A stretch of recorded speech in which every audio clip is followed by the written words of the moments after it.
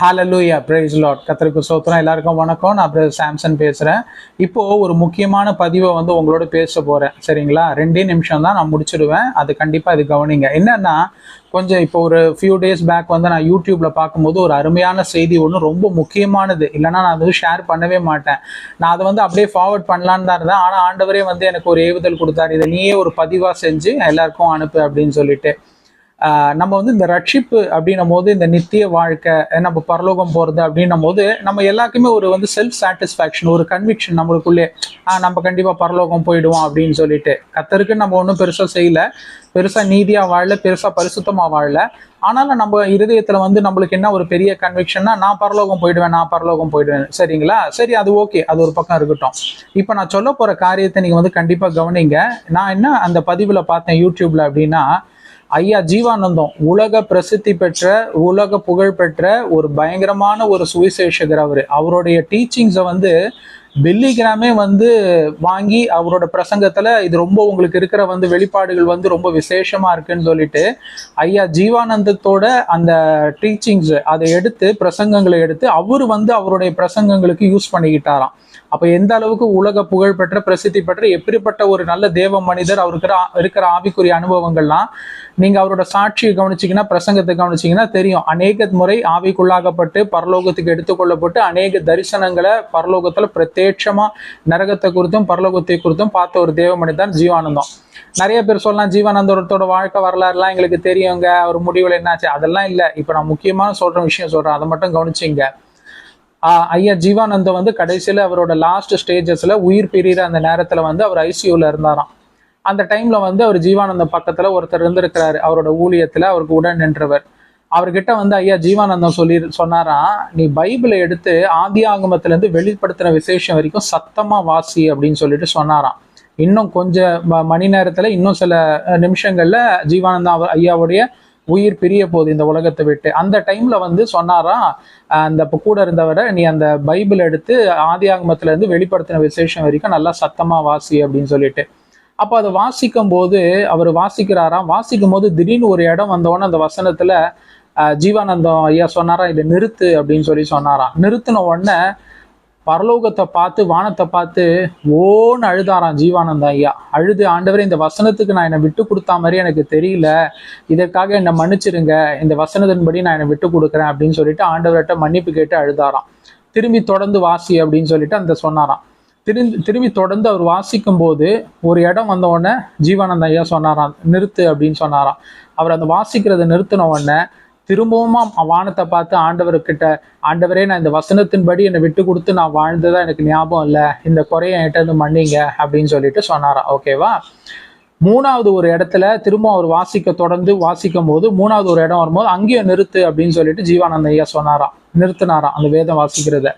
நிறுத்தின உடனே, ஆண்டவரே, இந்த வசனத்தின்படியும் என்னை விட்டு கொடுத்து நான் வாழ்ந்ததா எனக்கு தெரியல, எனக்கு இந்த குறைய மன்னிங்க ஆண்டவரேன்னு சொல்லிட்டு அப்படியே அழுது மூணாவது வாட்டி அந்த காரியத்துல மன்னிப்பு கேட்கும் போது அப்படியே அவரோட உயிர் பிரிந்து மறிச்சு விட்டார். இது யாருக்கு நடந்துச்சுன்னா, உலக பிரசித்தி பெற்ற, உலக புகழ் பெற்ற தேவன். அவர் அநேகரை அவர் ஆவிக்குரிய தகப்பனாகவும் ஒரு ஆவிக்குரிய முன்னோடியாகவும் எடுத்திருந்தாங்க. அவரோட வாழ்க்கை, அவரோட ஊழியங்கள், அந்த ஊழியத்தின் மகிமை மகத்துவத்தை பார்த்து. அப்போ நீங்களும் நானும் ஏமாத்துறோம். யோசித்து பாருங்க. நம்ம நினைச்சிட்டு இருக்கோம்ல, வார்த்தைக்கு வார்த்தை சொல்றோம். நம்ம கர்த்தரோட 2ஆம் வருகையை பத்தி பிரசங்கிக்கும் போதுல ரொம்ப சந்தோஷப்படுறோம். எனக்கே தெரியல, நம்ம என்ன ஒரு கோடி ஆத்மா ஆதாயம் பண்ணணுமா, இல்ல 1,00,000 ஆத்மா ஆதாயம், எதுக்காக நம்ம சந்தோஷப்படுறோம்னு எனக்கே புரிய மாட்டேங்குது.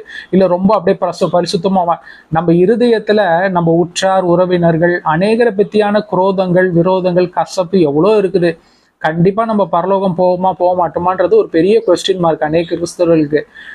யார் தெரியுமா சந்தோஷப்படணும் ஏசப்பாவோட 2ஆம் வருகையை பத்தி?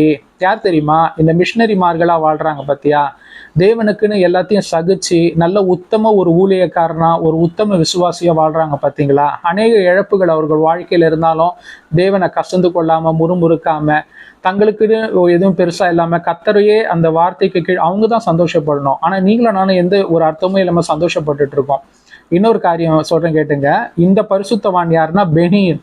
இவர் உலக புகழ் பெற்ற, எவ்வளவு பிரசித்தி பெற்ற ஒரு வல்லமையான தேவனுடைய ஊழியக்காரர்.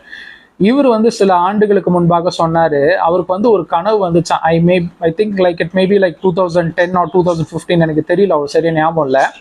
அவருக்கு ஒரு நைட்ல வந்து ஒரு சொப்பனம் வந்துச்சான். என்ன சொப்பனம் அப்படின்னு சொல்லிட்டு பாத்தீங்கன்னா, எல்லாரும் வந்து பரலோகத்துல நுழைறதுக்கு அந்த வாசல்ல ஒரு கியூல நின்றுட்டு இருக்காங்களாம். அந்த கியூல வந்து பெனியின் ஐயாவும் நின்றுட்டு இருக்காராம். ஓகேவா? இயேசுவானவர் நிக்கிறாரு. இயேசுவானவர் பக்கத்துல 2 ஏஞ்சல்ஸ் நிக்கிறாங்களாம். இயேசுவானவர் ஒருத்தரை பார்த்து ஓகே அப்படின்னு தலையாட்டின உடனே அந்த ஏஞ்சல்ஸ் எல்லாம் ஒரு பியூட்டிஃபுல் மியூசிக் வாசிக்கிறாங்களாம். வாசித்த உடனே அந்த அவங்களோட கார்டியன், அவங்களோட ஏஞ்சல்ஸ் வந்து அவங்கள பரலோகத்துக்கு கூட்டு போயிடுறாங்களாம். அது மாதிரி இயேசுவானவர் ஒருத்தரையா அந்த லைன்ல நிக்கிறவங்க ஒருத்தரா அவர்கிட்ட வரும்போது ஒருத்தரையா பார்த்து தலையாட்டுறாரு. சிலவங்களை வந்து இல்லைன்னு தலையாட்டுறாரு. அவங்களெல்லாம் வந்து பிசாசு கூட்டு போயிடுது நரகத்துக்கு. ஓகேவா? பெனின் ஐயா வந்தாராம். அவரோட டர்ன் வந்துச்சு. லைன்ல நின்றுட்டு இருக்காருல்ல, அவர் பெனின் ஐயாவை பார்த்த உடனே ஜீசஸ் வந்து அப்படியே பார்த்துக்கிட்டே இருந்தாராம். எஸ்னும் சொல்லலை, நோனும் சொல்லலை. ஓகேங்களா? அதோட அந்த சொப்பனம் முடிஞ்சு பெனின் ஐயா வந்து நித்திரையிலேருந்து விழிச்சு கொண்டாரு. விழிச்சு கொண்டுட்டு அதுக்கப்புறம் அவர் நடத்தின க்ரூசைட்ஸு, இந்த கூட்டங்கள், மீட்டிங்ஸ்ல எல்லாத்துலேயும் அவர் சொன்னாரு, கடந்த 5-6 ஆண்டுகளா நான் சரியா ஜெபிக்கிறது இல்லை. அதை ஜெபிக்காதனால எனக்கும் தேவனுக்கும் இடத்துல ஒரு சரியான ஒரு உறவு கிடையாது. ஆனா நான் ஜெபிக்கலனா கூட நான் கூட்டம் நடத்தினா அநேக மிராக்கிள்ஸ் நடந்துச்சு, அநேக அற்புதமான காரியங்கள், அதிசயங்கள் நடந்துச்சு. ஆனாலும் எனக்கும் தேவனுக்கும் இடையில ஒரு சரியான ஒரு உறவு இல்லை அப்படின்னு சொல்லிட்டு அதை தேவன் எச்சரிப்பாய் சொல்லும்படிக்கு அப்படி ஒரு சொப்பனத்தை அவர் கொடுத்தாராம். பெனின் ஐயா எப்படிப்பட்ட ஒரு மகத்துவமான ஒரு ஆவிக்குரிய அனுபவங்கள் உடையவர் அப்படின்றத நான் சொல்லி உங்களுக்கு தெரிய வேண்டாம். அப்படிப்பட்டவர்களுக்கே கடைசியில முடிவு எப்படி இருக்குது பாத்தீங்களா? பரலோகம் நித்திய ஜீவன்றது உண்டா இல்லையான்றது கடைசி நிமிஷம் வரைக்கும் அவங்களுக்கு இது பண்ணல. அதனால நீங்க நல்ல போராட்டத்தை போராடி கொண்டு நல்ல ஒரு ஜெயமான ஆண்டவருக்குள்ளாக நல்ல ஸ்திரப்பட்ட ஒரு வாழ்க்கையை வாழ்ந்து கொண்டிருந்தால் அதற்காக நான் கர்த்தரை சோசரிக்க மகிமைப்படுத்துகிறேன். அப்படி இல்லைன்னா தயவு செஞ்சு விட்டு கொடுங்க. மெயினா இந்த இருதயத்துல வச்சுட்டு இருக்க மற்றவங்களை குறித்தான வைராக்கியம், கசப்பு, நான் தான் பெரியவன், நீங்க ஒன்றும் பெரியவங்களை, யாருமே பெரியவங்க கிடையாது. பரலோகத்துல எல்லாரும் ஏசப்பாவோட பிள்ளைகள் தான். சரிங்களா? கொஞ்சம் திருந்த பாருங்கப்பா. God bless you all in Jesus name.